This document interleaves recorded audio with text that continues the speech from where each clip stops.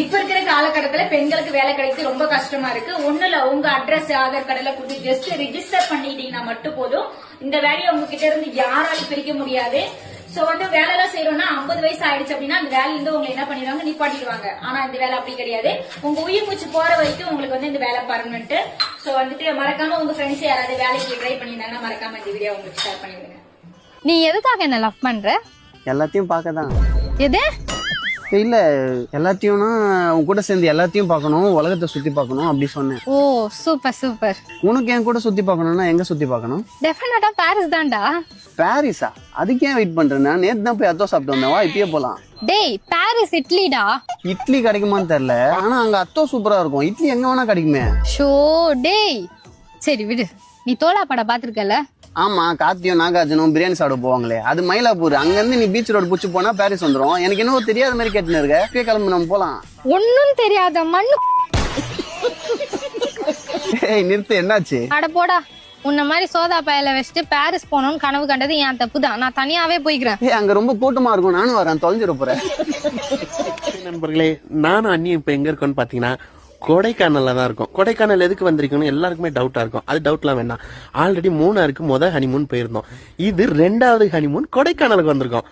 பாத்தீங்கன்னாலே தெரியும் பிளேஸ் எப்படி இருக்கு.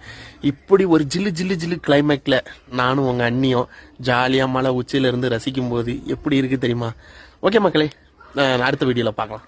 நேற்று நான் என் பொண்ணை ரோட்டில் வச்சுட்டு நடந்துட்டு இருந்தேன். அப்போது ஒரு ஆண்டி என்கிட்ட கேட்டாங்க, இந்த படிக்க வேண்டிய வயசில் ஏமா குழந்தை பற்றி இப்படி கஷ்டப்படுற அப்படின்னு கேட்டாங்க. எனக்கு கல்யாணம் ஆகி 3 இயர்ஸ் ஆகுது. 2.5 இயர்ஸ் கழிச்சு தான் என் பொண்ணு பிறந்தா. அந்த 2.5 இயர்ஸில் அதே ஆண்டி தான் என் அம்மா கிட்ட உங்கள் பொண்ணுக்கு ஏதாச்சும் நல்ல செய்தி இருக்கா, இல்லை ஏதாச்சும் ஹாஸ்பிட்டல் கூட்டிகிட்டு போகலாம்ல, ட்ரீட்மெண்ட் ஏதாச்சும் பார்க்கலாம்ல அப்படின்னும் சொன்னாங்க. குழந்தை பெற்றுக்கினாலும் தப்பு, பெற்றுக்கலனாலும் தப்புனா நான் என்ன தான் பண்ணுறது? அந்த மாதிரி யாருக்கிட்டையும் போய் கேட்காதீங்க.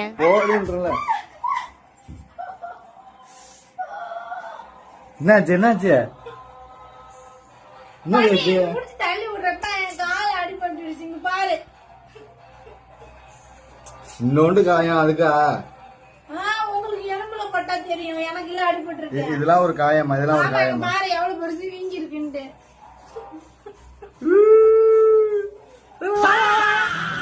ஏன் நான் சொல்றது எதுவுமே கேட்க மாட்டீங்களா? எல்லாமே உங்க முடிவுதான். என்ன ஓவரா பேசுற? போடி. என்ன நானும் பாத்துட்டேன், எல்லாமே உங்க இஷ்டத்துக்கே பண்றீங்க. நீங்க பண்றதுதான் நடக்கணுமா? நான் பண்றது நடக்க கூடாதா? அடிச்சேன்னு அம்பானி பொண்டாட்டி கேட்கறது எல்லாமே கோல்டு, டைமண்ட் அந்த மாதிரி தான். ஆனா நாங்க அப்படி இல்லை. நாங்க கேட்கறது எல்லாமே பானிபூரி, கோபி மஞ்சள்.